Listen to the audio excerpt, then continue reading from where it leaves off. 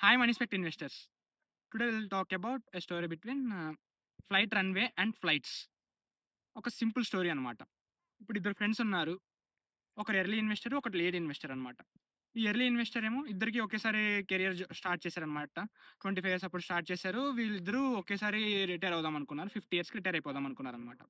ఈ early investor ఏమో 25 ఇయర్స్‌కి ఇన్వెస్ట్ చేయడం మొదలుపెట్టారనమాట. ఎంత 5000 ఎస్ఐపి తోటి 25 ఇయర్స్ ఇన్వెస్ట్ చేసాడనమాట తిను.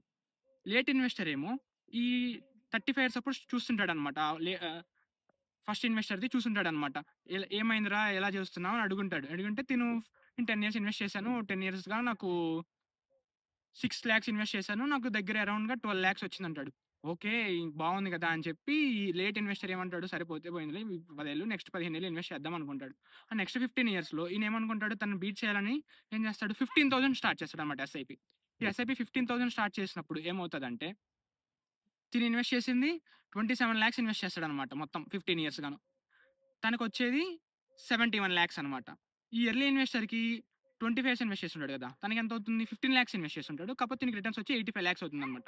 ఈ మధ్య గ్యాప్ ఈ 14,00,000 ఇన్వెస్ట్‌మెంట్స్ అనేది ప్రొక్రాస్టినేషన్ టాక్స్ అనమాట అంటారనమాట.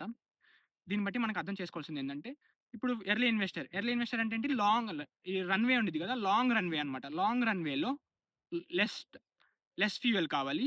లాంగ్ టైమ్ ఉంటది. కాబట్టి ఫ్లైట్ ఈజీగా రన్ అవ్వడానికి ఈజీగా ఉంటదనమాట. ఫ్లై అవ్వడానికి ఈజీగా ఉంటదనమాట. ఇదే 35 ఇయర్స్ అతనికి ఏమవుతదంటే లెస్ రన్‌వే ఉండిద్ది. ఎక్కువ ఫ్యూయల్ పెట్టాలి. ఫ్యూయల్ అంటే ఏంటి? ఎస్ఐపి. మళ్ళీ అది ఫ్లై అవ్వడానికి కొంచెం హార్డ్‌గా ఉంటుంది. సో, ఎప్పుడైనా సరే ఇన్వెస్ట్‌మెంట్స్ చేసేటప్పుడు start early. Never late to start. So, ఎవరికన్నా ఇన్వెస్ట్‌మెంట్స్ చేయాలనుకుంటే కామెంట్ చేయండి. I will help you out. Thank you.